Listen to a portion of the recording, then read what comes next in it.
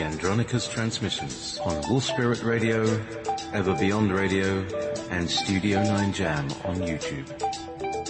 With your host, Jessica Ariel Morocco, featuring JP as the voice of Andronicus. Please visit www.readingsbyrael.com. That's ARAEL.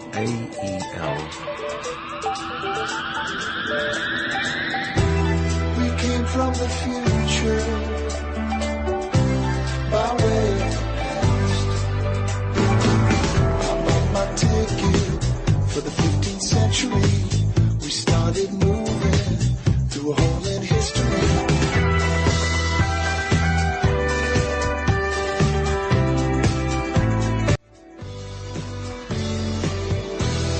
You're listening to Wolf Spirit Radio.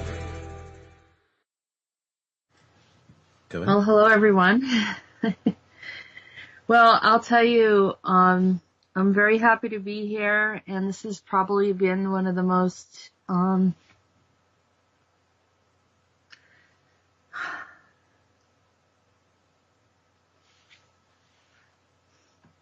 can't talk.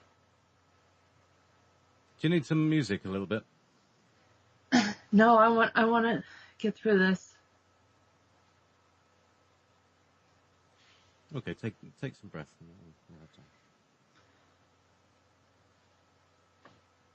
It's been the most powerful transmission I've done so far. I had visions. I saw the most beautiful things. And to me, this is a culmination of everything that we've been through, in all of the realizations and understandings, all the history, all the love. I feel that it's all coming together in such a way that is so magnificent that I can't hardly take it.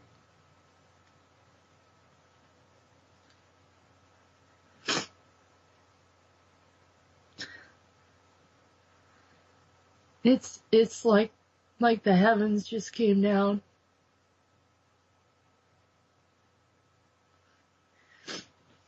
And I know that maybe I'm a little dramatic at times, but honest to God, I can't take this. It is so magnificent.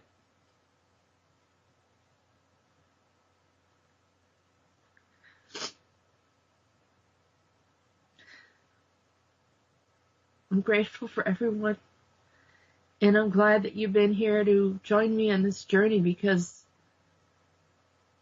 it makes it even all the more incredible. All right, trying to collect myself here. JP, I'm sorry. Yes, no problem. No need to apologize. You obviously had a very profound moment. And coming back to Boston, you know, it can be well, there's a mixture, because it's like maybe, you know, you go to a beautiful place and then you come back and you see, it's not as, you know, it pales in comparison, I think is the word. Yeah.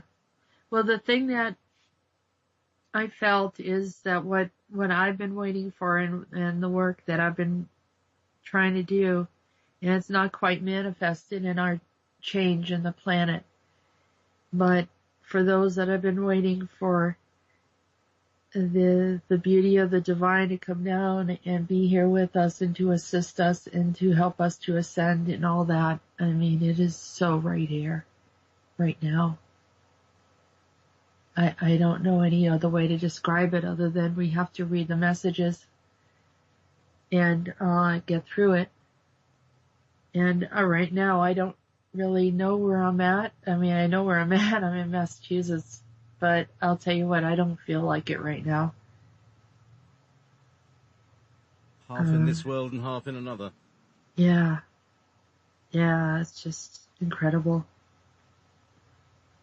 And I've done this show for, I don't know how long. It's been over 90 shows. And this is a culmination of everything. I'm so happy to be here right now, and I'm so happy to share with you the messages today. So maybe we should get to it. And unless you have anything you want to share, JP. I just want to share how much we all love you, Jessica. And how lovely. I love that photograph of you. There's like really a great look there. So, yeah. Wonder Woman. Wonder Woman. You get, so I've got a red t-shirt with yellow writing on it. It looks like sort of, wings as well. So there's a sort of, superhero look to you today on the photo. You see it, babe? Yeah. And we're going to have a superhero song that we're going to play later, and we're going to have some of our guests today. And to my understanding, it'll be Nick, Ian, and Rolf. And I don't know if anyone else is joining us, but I think that's it, and that's plenty. That's those that are part of Rhodan's Earth Council. So, anyhow, that will be on the second hour. But we do have messages from Whyman, from Meetis, from Andronicus, and Rhodan. And I am happy, believe it. I'm actually happy. I just am overwhelmed by what I saw. Okay, JP, maybe we could start with Whyman. Start with Whyman, okay. In the Whyman mood. You're in the Whyman mood. Let me just get my tree microphone. Ready? Uh-huh. Let's go down to the roots.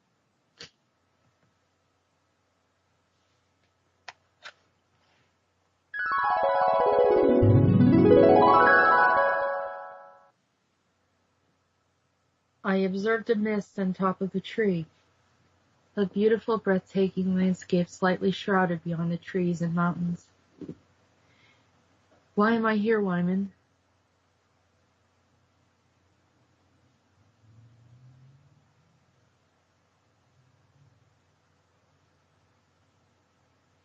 JP? There we go. Now you can hear me. Okay. You don't know?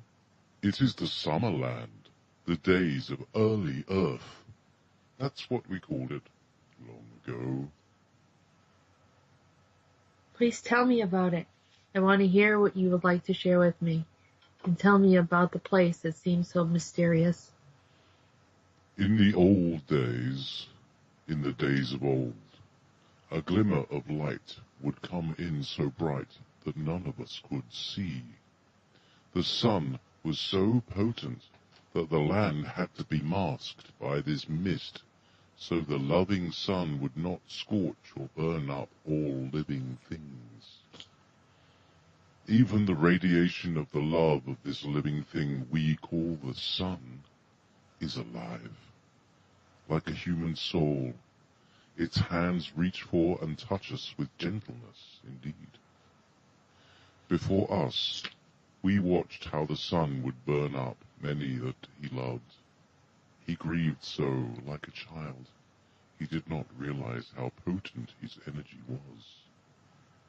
Many of us were so frightened by his power, we hid from him. We found large stones to hide behind. Then, one day, he visited us and spoke to us so lovingly and gently, but carefully masked himself with the darkness over the sun to not harm us. This was the reason why there are eclipses. It is his time to get close and hear our thoughts and feelings, to see what we are doing. It wasn't a vow to humanity, but to us, the plant life.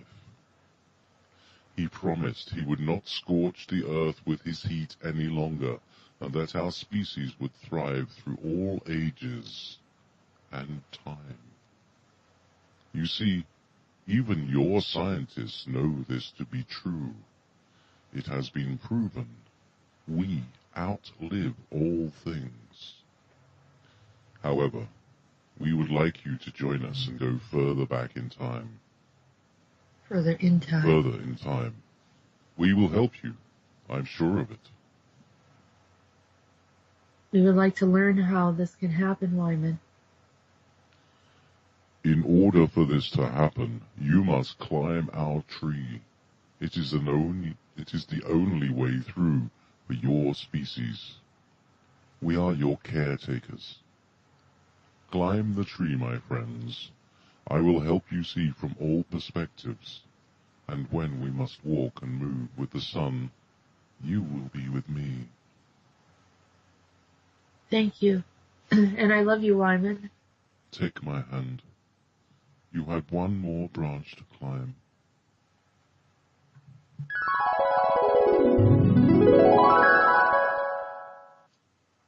Oh, beautiful. Yeah, that's very sweet. It's what I liked about it was about the eclipses. I didn't know that. So he said that was a promise that he had with the sun. Get a bit of shade every so often. So yeah. what they're talking about is like the planet was. Hang on, let me just turn. I think if I turn you down and me up there, that's better. I'm having a problem. Hello. There we go. That's better. Just getting our volumes balanced. Yeah. So oh no, I'm far too loud. There we go. That's better. So we're looking at a very early Earth that had a mist on it. Yeah, it was almost as if you ever see those times when the cloud really just comes down. You wake up in the early morning and you might go through a valley and this cloud is just setting there. And it had a sort of that feel, but even more so. And I could see different areas where I could see through and see the trees and see it looked like mountains. And some other types of terrain. It had greenery, but I couldn't see everything. It wasn't open, but there was definitely a heavy mist there. And he was asking me if I remembered it, and it did. It looked very familiar, but I wasn't able to see enough, and that's the whole thing. It creates a mystique about it. Mystique. Yeah. All mysterious. About the yes, mystery, mysteriousness, yes. And so I wonder what this has got to do with the thing that they used to call the firmament. Is this anything to do with the firmament as well? I thought about that too. I forgot to ask him, but I will ask him. Yeah. Well, maybe it'll be a discussion point later because there's a lot of stuff about the firmament, isn't there? Yeah, there is. Yeah. It also looked like I was on a higher perspective. It didn't feel like it was necessarily on Earth, but in a higher place. What, a high dimensional Earth, you think? Yeah, I'm wondering if it was, what they call Eden, or maybe even before Eden. And it also looked like I was looking down, like there was a lot of depth. So I was on a higher point, and then I could look down and see more. And I did feel that there were creatures there, but I couldn't see them. But I felt like the most powerful was the plants, and the plants' consciousness was very powerful as it was communicating. And the sun was very young. So we're talking a very long time ago. The sun was almost like a child, not knowing its own strength, coming to visit, and then I saw images of how it would just scorch and burn down everything that it came in touch with, and it had to learn to mask. And I also thought about the black sun, literally having a purpose, that the black sun brings things back to a place where things are safe and the communication can exist, but there is something obstructing. And obstructing so the like heat. A filter. A filter, and obstructing the heat and the radiation and everything that could destroy life. Is it true that trees are silicone based. Is that right? Well, they have carbon and silicon. Silicon will be in the ash. But they're but when they fossilize, silica goes. The cell walls are made of silica, very small amounts. But so if a tree is incredibly old, I would imagine. Yeah, I've seen these tabletop mountains all over the world that all look like tree stumps. Yeah. I mean, they were probably very large, but that's not more than 20 miles high, sort of trees. Yeah, they look like mountains, almost the scale of a mountain, almost. And like the plateaus or whatever that they would be referred to as. There's a few different names for them. But yeah, I guess the Devil's Tower, which is over in Wyoming, in the U.S., and I've been there. And the Native Americans' lore is that there was a bear, trying to climb it, and it created these claw marks in it because it has these long, very vertical ridges, and the texture or the color of the actual structure is almost yellowish looking. And so you stand there looking up at it, and there's rock climbers and everything, and you're like, wow, this thing is really magnificent, and it just goes straight up. It's not like a mountain where it kind of tapers up. It just goes straight up, so it's clearly a tree. And when I think it was Patty Broussard pointed out, she goes, that's a tree. And she showed all these other trees to me one day, and I laughed, and I said, yeah, I could see that. But in this case, when I was looking up on the Tree of Life and looking out at the trees, I didn't feel that the trees were really huge in scale. But what stood out to me was the atmosphere. It was quite different from our atmosphere here. It seemed to almost have, like it was like someone was hugging it, protecting it. And it felt like the air was denser and full of, had more moisture, but not to the point where it was uncomfortable. But the thickness of the clouds covering around and shielding. But then the way he described it, the sun came, but the sun came like a child and just wanted to play or reach and touch the plants without burning the plants, and so figured out a way to do that. But I could see the sorrow and the isolation of the sun. And it sounds like a childlike story, But, a lot of the things in the early beginning of time is very innocent, and it's so very simple that it has a feeling of a childlike innocence. Absolutely. Like when Andronicus first came up to us, he had a very childlike attitude. Yeah, I got the feeling that all over the cosmos there are these beings who are and I think even the Lyrans were very childlike. They didn't know life as, violence or pain or bloodshed or anything like that. And this is the path of Andronicus and his crew. They didn't know what they were like until later when they found out the consequences of their actions. As we do when we grow. Yeah. And that they all are, even when, they might be very exposed to all sorts of trials and in a long history of battles. But even like Meetis, when he became that little boy and he just started saying, I want to go home.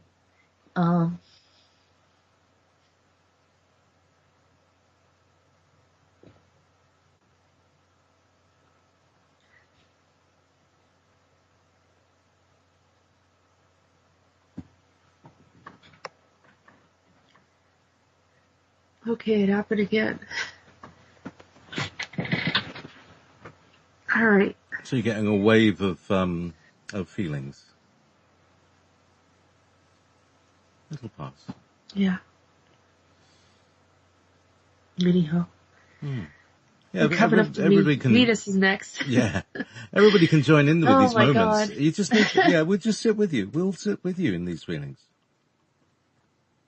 It's beautiful. I almost didn't do the show. I was so overwhelmed. But I think maybe it's a return to innocence or something that, you're right. Everything has been so harsh and cruel and horrible.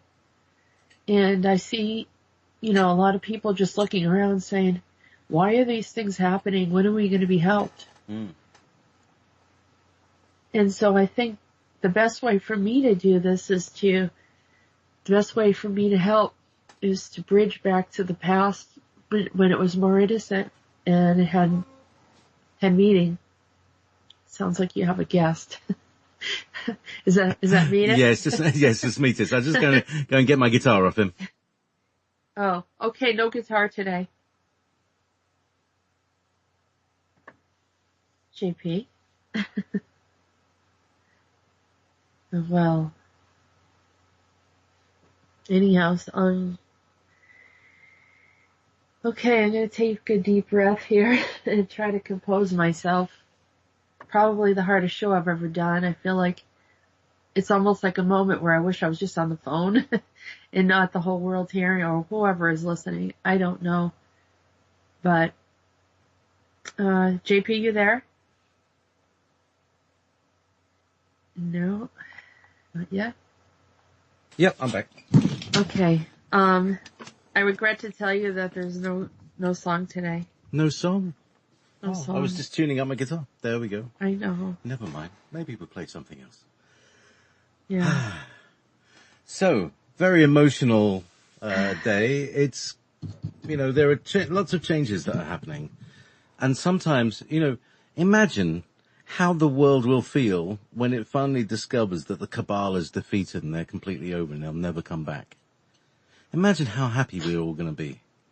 We'll all be happy. Yeah. Like you can't even imagine, because that is not a part of our true paradigm. Exactly. I'm confident in saying that somehow something breached and this was never intended to be. This is what I'm discovering. It was never intended to be this way. Yeah, there is a kind of a lot of kind of happy accident in our evolution, I believe. Yeah. It created a different wave of understanding. I know that when negative things occurred and happened to humanity, it helped them to understand and see things through the eyes of other beings that were here before them. So when people say that humans are as gods, when they experience these things and they ascend and they start peering through the eyes of what have been done, what others have experienced before, so becomes this understanding and a transcendence beyond your physical body, and recognizing that your essence has never been disconnected from the divine. You are in that oneness. And this is not just New Age language, but an understanding of this magnificence. And even sharing within that pain and the struggles that we've all been through. Now, for some people, they're in a happier place right now, and I'm grateful for that. But others are still holding on. And we have to be there to lend a hand and keep things going and opening up the hearts, because remember, you're the ones who are making this all happen by opening up your heart and climbing the tree, like Whyman suggested, and he's going to help us get to that place. The tree of life helps us to get to that place. It's all very, very simple, not as hard as people think. We make it harder. So, anyhow, we're going to have Meetis speak next. Climbing the tree of life. That's a good way of putting it, isn't it? Yeah. Like all that highfalutin ascension. Anyway. Oh, the ascension word is a good one, too. There's nothing wrong with that. Put on my puffy shirt. Okay.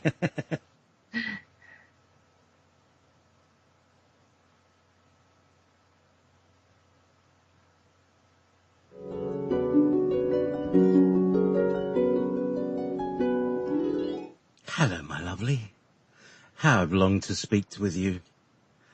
How I've longed to speak with you. It has been many years since I realized that you and Zamfir had saved me from the dungeon. I love the both of you for caring. Now I see why the prince had arrived. He's my friend after all. You also did see the Dark Queen of the Fae who wanted to hurt many of my countrymen. I won't have it, I say. Truly, they must visit the lower places first to learn before I would relinquish my power to them. I have a gate, much like Triton has with his water gate. Tell me, Meetis, why do I always see Hades trying to get into Triton's gate? Because in some way they share a gate. The triangle is a big place that holds many mysteries. Both triangles are as one, connected. One must loop to discover how these mysteries are derived. Not all of your looping through time is full of lies, many for learning and many to surprise. Things are not always as they seem.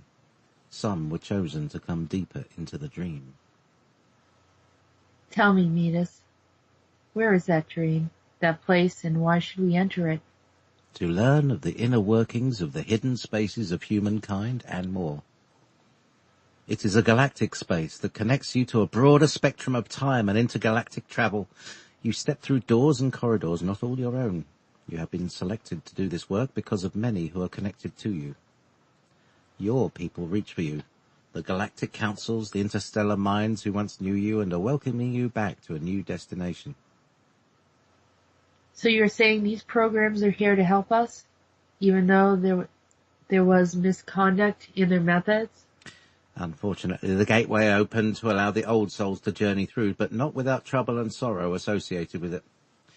The outcome allows their completion of this matrix to resolve.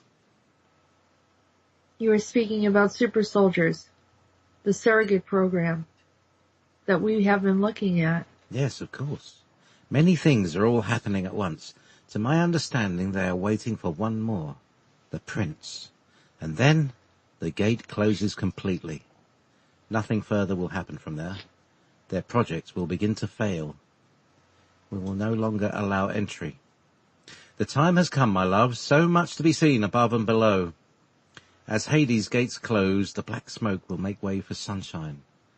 No more burning the fires of the iron worker. Say farewell to Hephaestus. You are now free of him as well. He gave this gift and ability to Hades, but now in this realm, Hades is no more. Meetis, so you're saying I'm free, and all those who were bound by Hades and Hephaestus? I wish I could say yes, Flower. I know so many want to be free now. It's only Hephaestus now. All humanity are now free of his bitter words and cutting charm. He lacks any form of love and compassion. There is no longer a place for him here.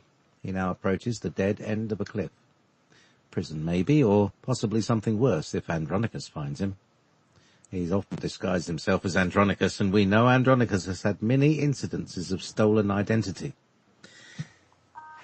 Now then, I must adjust the walls that Zamfir made from me. They are a bit too thick, maybe. I know he's efficient, but really. Might he consult me just once? I almost feel I need my glasses to see through the metal he constructed. I haven't seen such metal walls since ancient times, since the days of Tiberius.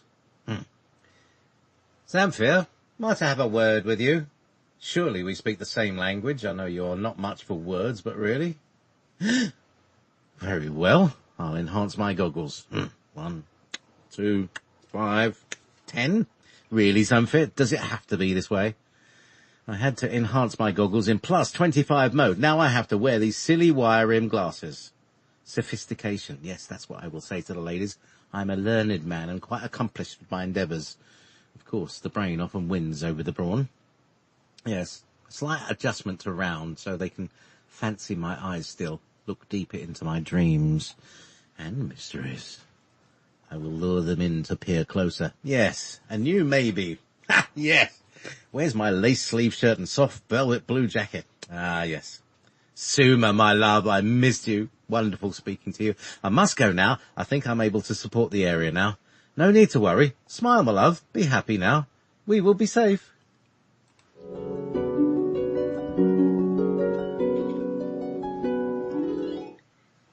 There. Yeah. Oh, that was quite sweet. It was sweet. He was sorting things out for you. Yeah, he's funny when him and Zamfir. So we didn't hear what Zamfir had to say. What was he saying? What was the conversation like? Meetis asked for. I talked to Meetis and he needed some help over in the UK, and he asked Zamfir to build a wall around the UK to protect the area. And he said that Zamfir was so efficient that he couldn't see through the wall to see, to see beyond the wall what was going on. So he has to wear these glasses, I guess, now. How bizarre! It must be some kind of higher dimensional metal that we can see through. But Zamfir is connected to Shiva. Mm-hmm. So yes, it's an ancient metal that, maybe it's a kryptonite. Who knows? Mm. Yeah.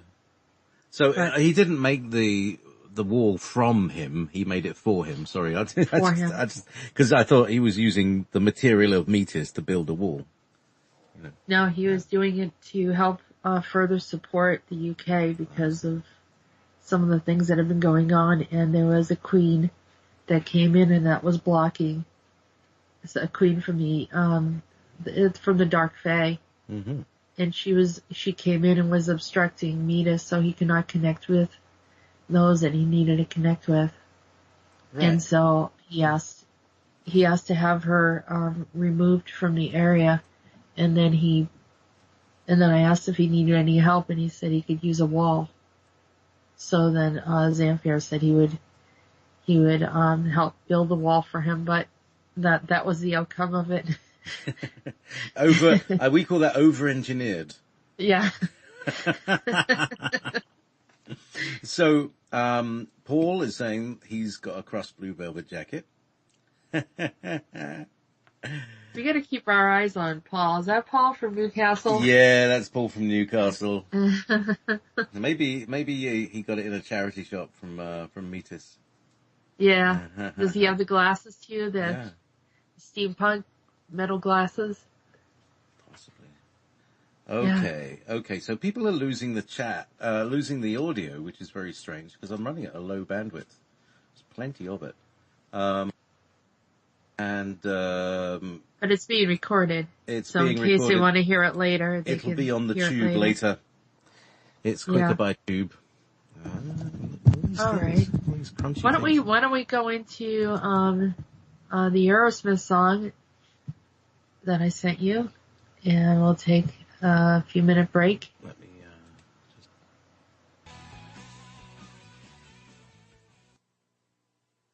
We're back. Yeah, we're back now. Okay. So, welcome back to Answers from the Universe with Jessica Ariel Morocco. In the Andronicus transmissions. Indeed. Yeah. All right. So we're going to the feature of our show, Andronicus. Yay. See what he has to say today. Today's Andronicus transmission.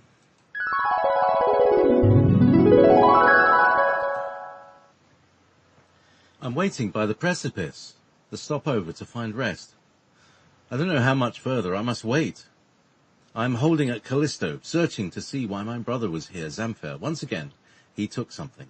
It appears as a small child, but I'm not very sure. I want to look closely.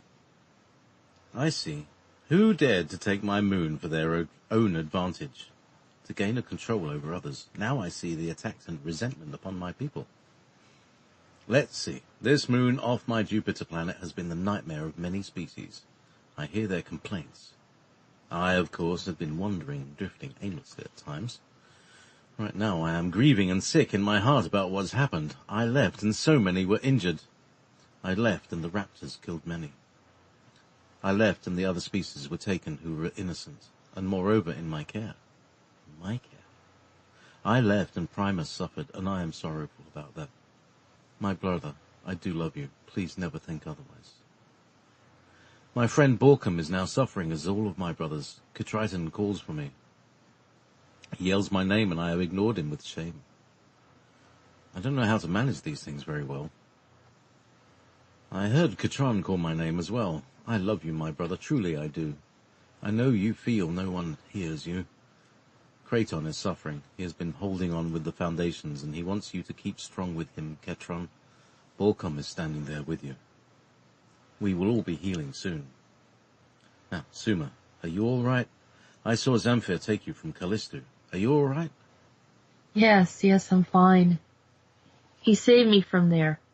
I was sent in time to be a prisoner on that place. And when I arrived, I was the only one left. I helped free the others. I should have found you there first. It all turned out the way it was supposed to be. We are all well. Please don't be overwhelmed with sorrow. I want you to know we are all well. Tell me that you are the same. I don't know. I'm beside myself wondering what I've done. I have been so much in my head that I could not find the door out. I never meant to harm anyone. I think Borkham is coming to me. Meetis is holding fast. We will assist him. It's time for me to help now. I send you my love, Suma. I must go now. You are shielded well. I see that Shiva has you well protected. Go now in peace and love, my Suma. I'm awakening again, and the illusion is lifting off me.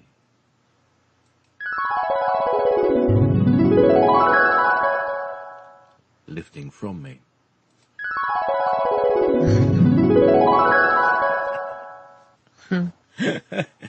Sorry, I just got a really bit of bad grammar there for Andronicus. Anyway, wow. So, actually, I wanted to talk a little bit about Meetis as well. His message was about the super soldiers, and yes. Here's Andronicus, and he's saying, he himself was subject to glamour. He's been hypnotized. He's been led astray, so to speak. So, you don't have to be just an ordinary human. It's like people say, he's only human. But, yeah, I mean, he's only human too, isn't he? Yeah. In many ways, we're a reflection of them and their struggles and also the way that they don't know how to deal with things. They manage things in a different way, and we all have our own personalities and how we kind of avoid and not deal with certain things. And so when his brother, Triton's calling him for help, or, where have you been? I need to spend time with you. And Andronicus is just feeling really, really bad about himself. Like, I don't know how to be there for you because I feel bad about who I am. That's what he's saying. I feel ashamed that I've let so many down, and that instead of thinking of others, I was drifting, but I wasn't drifting just to be selfish, but that's because of what I do.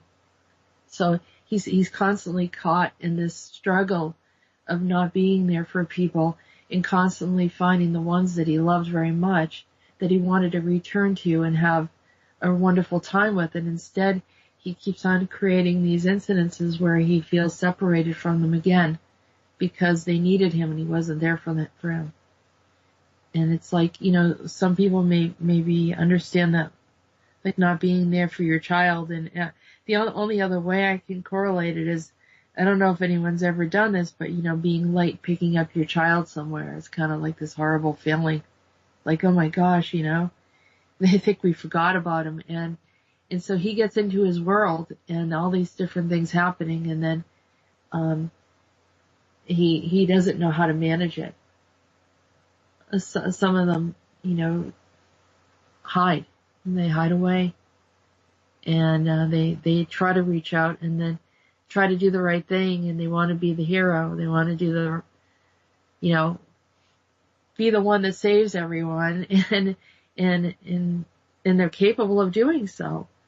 But they don't know how to deal with their own personal emotions. The thing is, it's kind of a weird thing. Yeah, they're introverted heroes.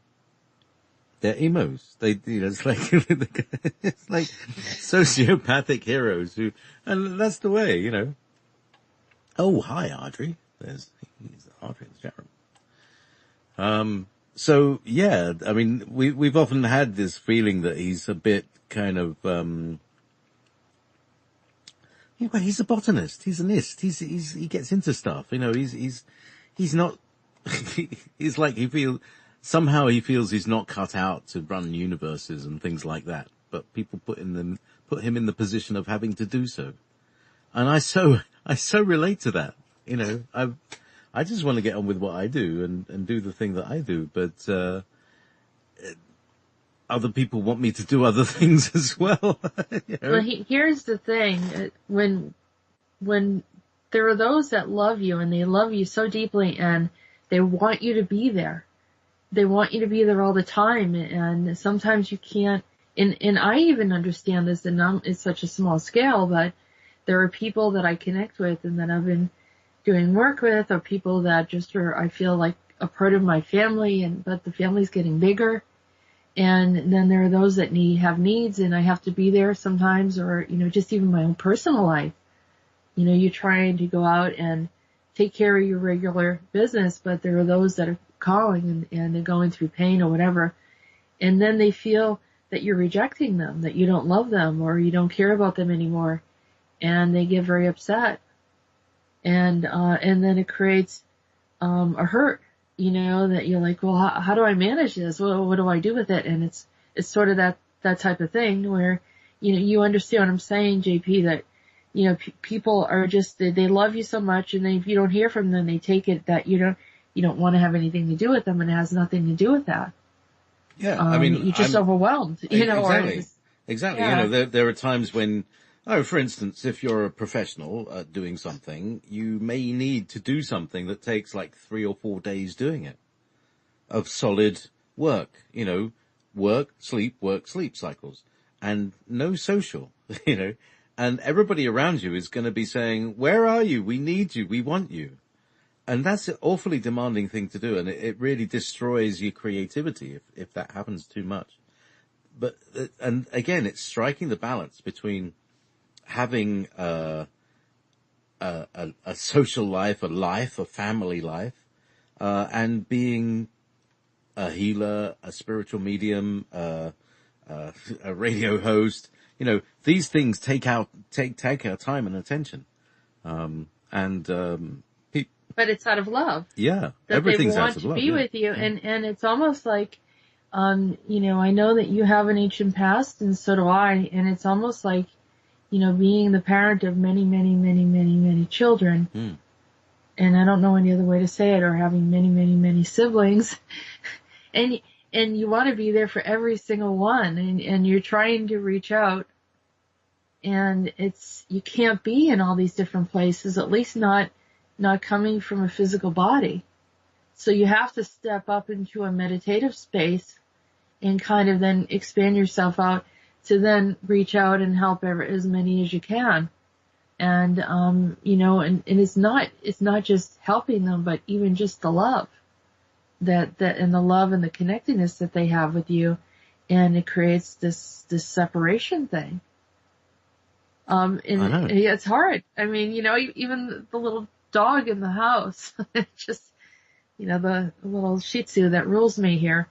Everything, tugs on my heart, wants to go out, wants to go for a walk. If I'm not there to take him for a walk and someone else is taking him for a walk, I swear he looks at me like, what the heck, where have you been? It's this like, no, I'm not just saying it's a guilting thing, but it's sort of like, it's more of a love thing if you think about it. But it's good to be needed. It's devotion. It's devotion. And the trouble with devotion is when the object of devotion goes away, you end up with, you destroyed me. Please. Oh, well. And, this is what there's a difference between love and devotion. And, love is expansive and devotion is contracting. I felt that Andronicus was in deep remorse. And I was trying to console him and saying, I understand, it's fine. I know that you love everyone and you can't be with everyone at every moment, and there are things that he's supposed to do in his path that takes him away from everything. And so when he returns, he just wants to know that everyone cares, because he did so much to help us, and he's doing so much to help, the galactics in different ways to sustain things. And so, but when he dropped the ball, like, he really felt terrible about that whole raptor incident that happened there with you, and he wanted to express how much he loved you, and that, he felt terrible and responsible for what had happened there. Yeah. The Raptors. I thought you said the Rapture. I thought, No, the Raptors. Yeah, that seems to be a particularly unpleasant episode. Maybe that's why I've been feeling ill the last few weeks. Yeah, maybe I they think bit I saw the side of my head the, off or something. I saw you in that place where they were doing some very serious healing work, and he was very, very distraught over that, and he has been for a while. And I think, I think they had plans for you, but I think they had to move you into another place from Jupiter. I don't know. So much going on right now that things keep on moving and shifting, and it's hard to just follow. Yeah, and I'm just living my small little life here and trying to cope with. I mean, the main thing is I've had a lot of resistance to the to sending out these messages, sending out these streams. There's all levels of resistance, from the ISP making it very difficult for me to pay them so that I can broadcast out on a stream. That got, that's not even resolved. So there's lots of unresolved and pressing issues at the moment. So I think that, I think we're all feeling something or other. Yeah. Yeah, it's just all very powerful, and whatever resistance, there are systems that are breaking down. I'm watching one after another, and it's like, wow. Half the stuff I haven't been able to share, and I don't know if I ever will be able to share.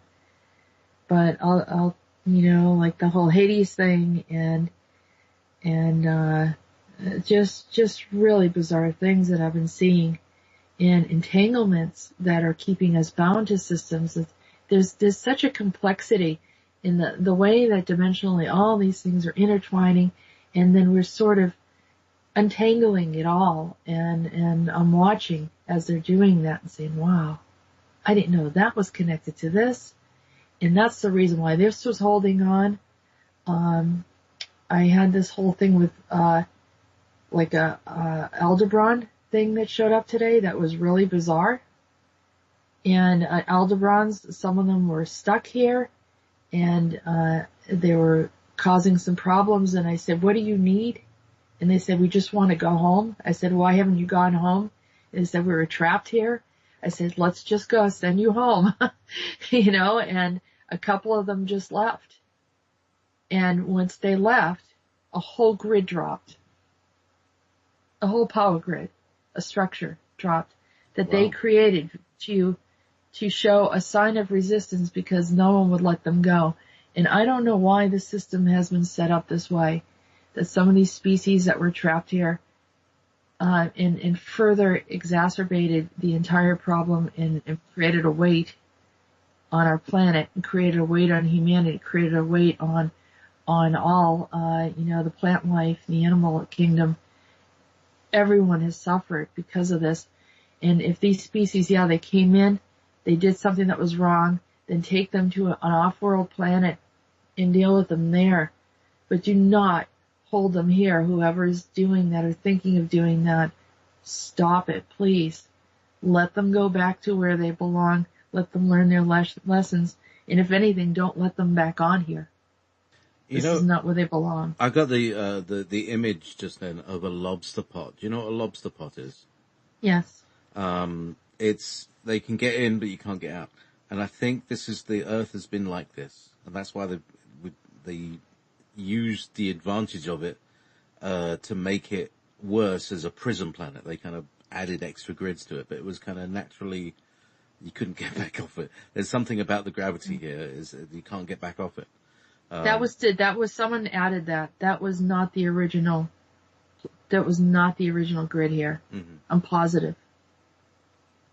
And whoever added it, they thought they were doing the right thing by keeping them, holding them hostage here.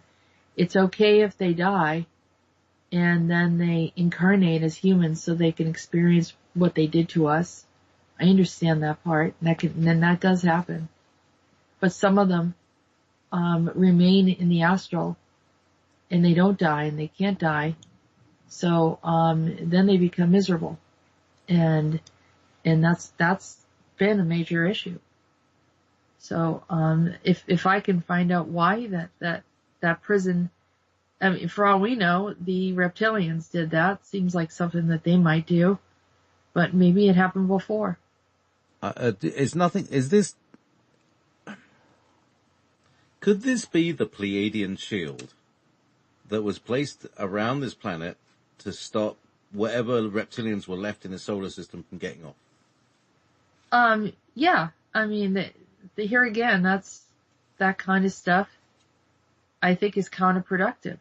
And if I was standing before the Pleiadian Council right now, I would tell them. And I'm sorry, but I see that it's caused a lot of pain. And I don't know what they're proving by having humans suffer just because they can't manage these prisoners. And I know they're capable of managing the prisoners elsewhere. They don't need to do this. They can create portals where they can send them off world, because I've seen portals. I know where these portals are. And they have access to many vacant planets where the reptilians would still survive, because they could survive under any condition practically. And yet they can contain them, and then they can alleviate whatever chips or whatever else is on there. But to create a shield and keep them trapped in here, and oh my goodness, what a nightmare. And I think essentially that's what we've been going through. I think, it was set up a long time before there were civilizations here. And I think the civilizations have kind of grown up around these, well, I mean, everybody lands here and doesn't get off. So, you come in and, you can check out any time, but you can never leave. And Hotel California? Yeah, the whole thing. Yeah. So it's great. For some people, this planet is like a prison. For some people, it's like a university. For some people, it's a garden. For some people, it's a reality TV show, and, for some people, it's an asylum, like it's good that people are here rather than elsewhere. You see what I'm saying? It's like they could be doing a lot of damage elsewhere, but here they are, they feel safe, it's fine, so they don't do any damage. Who we were talking with, before, there was, is it, Ketriton, who was, I can never catch up with the Ketritons and the Ketrons and okay, yeah, which one are you looking for? Because Ketriton is Poseidon, or in the water. Ketron is in the foundations. No, Kraton is in the foundations, and you know who Ketron is. Right. Is a Titan. Yeah. So, but there was some sort of interaction between them, wasn't there? In one of the transmissions today. Oh, yep. And I've lost my point now. So anyway, don't worry about that. That would have been with Meetis. All right. No, wait a minute. No, that was Andronicus.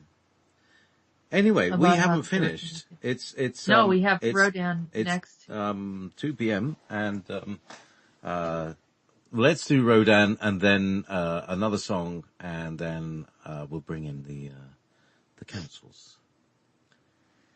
So. Well, this is the one that tugged on my heart. Okay. Take a deep breath then. Yeah, I don't know if I can get through it. All right. Good luck, my love. Here we go.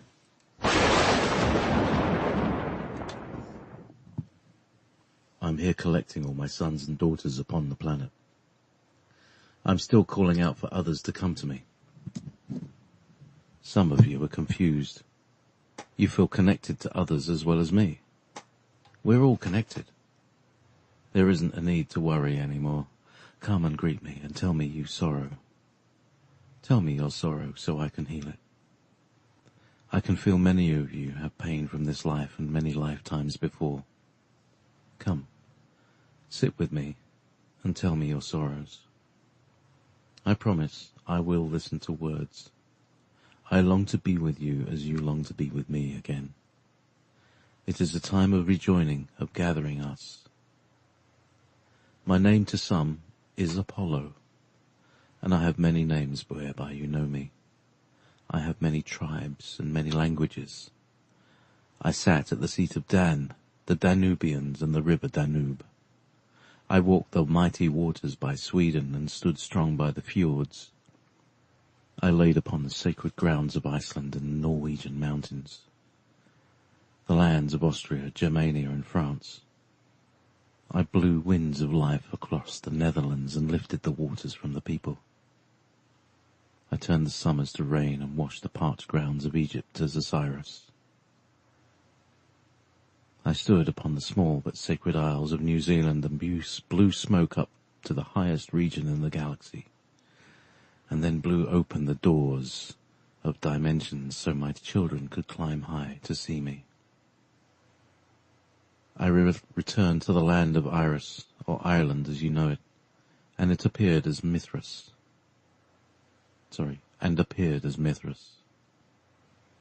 I am rejuvenating and expanding in so many waves. The black bird has now turned white. I travelled far beneath and above, both around and over, touched the island of Japan with a smile, and lit up their skies. Then I returned to Asia's continent, and flew down like a golden dragon, for all to behold. I so love all my people. I so love all my children. I so love all of you. My death was not in vain. My death was not in vain. My death was not in vain. It was to change what needed to be changed, to catch those and pull them from their hiding. It was unseen war that became evident. The dark hid as light. Hades was brought to shame by being sent away by our least aggressive child. His shame made him see the error of his ways. He never expected you to be there, Suma. Your obedience changed it all. I'm grateful and proud to have you as my daughter, Freya.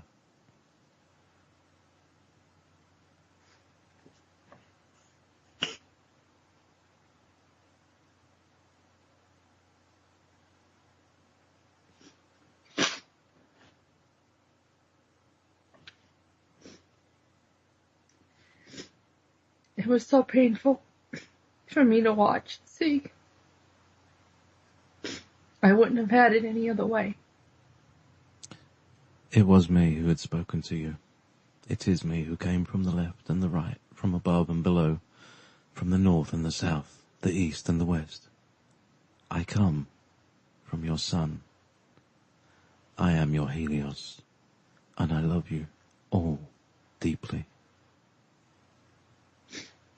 Then I saw a beautiful carriage of golden light, and I beheld a man of gold, so brilliant and magnificent, and waves of gold followed his path, like liquid and mist combined.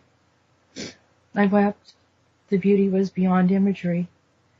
His wings spanned twice the width of the carriage to display that he didn't need the carriage at all. He came to us like the sun in the shape of a man. He has arrived.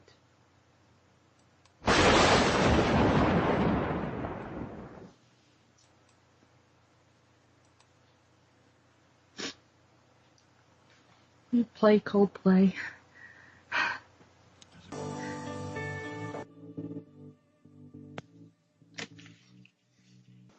I'm here. I muted myself by accident. No, that's fine. That's good. All well. And Nick, if you don't mind switching off your camera, which is the left. Thank you very much. That's great. I'll just go and get Ian. Ian Preston. Okay. Yeah. So is my face causing a problem? It creates, it's just harder on the bandwidth. And so just with all the different people coming in. I'm joking. Yeah. Try to. Yeah. Well, I'm glad you guys are, thanks for being here. This is awesome. And, it was quite an emotional show today. I wasn't expecting this. Of course, I do my transmissions, hours before the show, and, approximately around 3:15 or 3:17, I ended up, or even maybe a little sooner than that, is when I got that transmission from Rhodan, and then that was it. I was no good after this. So, yeah, we have some things to talk about. I just want you guys to begin the discussion and opening up any ideas or feelings that you have. I was asked by some people, some Baha'is friends. The chap is a Baha'i, his wife is a Catholic, which is a strange mix. But he asked me, what do I do, Nick, about all this in Manchester? What do we do? How do we change things? And it's extremely hard to get through to him. I've explained this, Jess, in the Zoom. Basically, I can't get through to him that there is nothing we can do, in the sense that the best action is inaction, in the sense that there's nothing we can do to change the external situation until we change the internal situation within ourselves and within groups of us. The Baha'is are very, very strong on family and on local groups of the Baha'is, where they worship in each other's houses. Beautiful people. Absolutely beautiful people. But there's a lot of people of all different belief systems that's right. That understand this message. It's a universal message. That we're here for everyone. That we're here for love. And we're here to, be our brother and sister's keeper, to share what we have and understand that we're all in this together. I mean, this is not an isolated incident.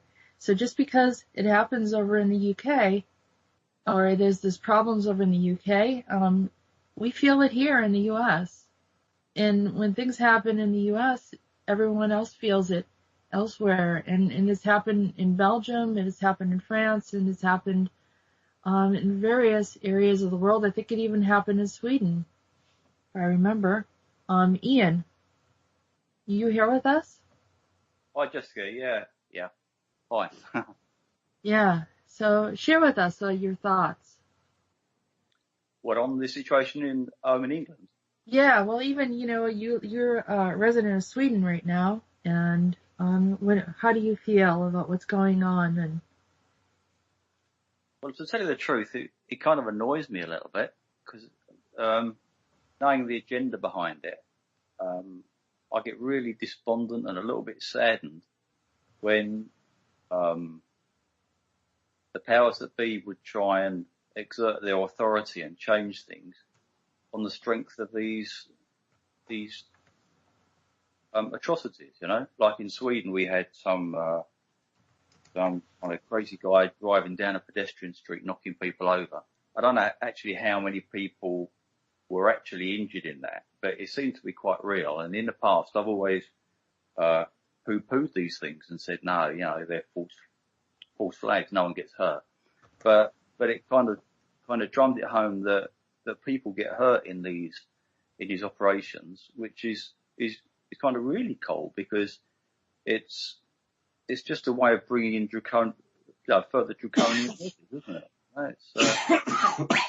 So I try not to give it so much energy, but at the same time, I totally understand that these are used to just tighten up security and take away benefits for society. So I'm not impressed with them at all. Now, Rolf, you're from the Netherlands. Yes, I am. Yes, nice for you to be here today. Why don't you share with us your thoughts? Well, first of all, I want to thank you for opening yourself up for all of us today and sharing these amazing transmissions, especially the last one. I felt it like in my whole being. It was so amazing. So I thank you again for that. And on the other subject about all this bullshit going on, pardon my French, there is, to me, in my opinion, a massive agenda worldwide to disrupt our daily lives, to divide us, like religions against religions, race against race. And the people that are doing this, in my opinion, will do this by any means necessary.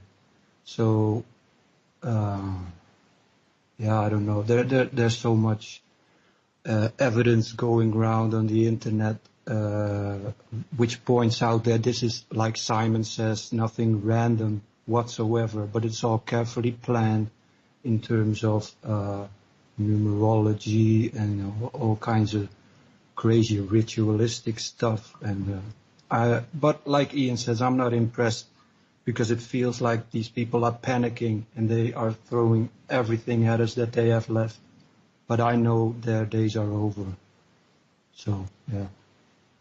That's promising. It's promising to hear that, because I know that you can only go so far where more and more people begin to awaken and see through it all. And I think it helps to have a discussion about it, because we don't ever want to be in a place of helplessness. We want to be in a place of empowerment and knowing that we can all work through it as a universal group, as internationally, not seeing a separation, but seeing that we are here to support each other. So, JP, did you say? Oh, go ahead. Yeah, I said absolutely. I mean, in the end, we're all humans. It doesn't matter what color, whatever you believe in. We're all human, and we're sharing this planet all together. So why not shake hands and agree to disagree? And there's so much we can do. And I feel like things like group meditations and all kinds of stuff to shed our light upon this planet and get all these beings that are hiding in the shadows and in the dark to show themselves to us. That's wonderful, Rolf. That's I appreciate that your sensitivity and understanding of these things. And I'm glad that we're here talking about it. JP, you said something about generating loosh. Did you want to expound on that? Well, there's they never let anything go to waste, if you see what I mean. So if there's an excess of anything, they'll scoop it up and sell it. So these, it's horrible. Anyway, shades of Jupiter ascending, where they harvest the life energy of people. So there's that going on. But also, it's their final. It's like they've given up. What they say is they've taken off the velvet glove, and now we see the iron fist. I think it's becoming very plain what's coming out. Absolutely. Yeah, that movie really depicted a lot of the loosh harvesting and how it was done for just raw vanity, just wanting to be useful, pulling all that energy from humans and from other species, it looked like in that movie. And you wonder, you think about how true that is. I know that there was some incidences that we saw with the Enshar having that kind of energy and pulling, but there are other species that do that as well. And a lot of this stuff just has to stop. And people have said, well, why is it all of this happening? And maybe we just need to get to simpler times. And I said, well, is it just about being in simpler times, or is it that we become more knowledgeable and more independent in a way that other species don't find us vulnerable anymore? And so that we're no longer subjected to being pulled from and drawn out from, what we were intended to be. I don't want to return back to being simple-minded peasants, even though it's it's divine, it's beautiful, we're connected to the earth, I still feel that there's a part of us that needs to, embrace the future in a way that we are more empowered and we are able to, be part of the galactic family in space travel and communication and being a part of these councils. Because as I speak with these councils, I see that there's a rift. There's not enough communication. There's not enough understanding, and we are supposed to be a part of that, and we've been held back so that we didn't have a voice. And for those of you that know what it's like to feel like you don't have a voice, that's essentially what it is. If there's no one there to stand in the place for us, then there's an absence, in that we are left to the side, and that our problems are not resolved, or that there's intrusions that need to be stopped, and enslavements. So all of these things have to open up further.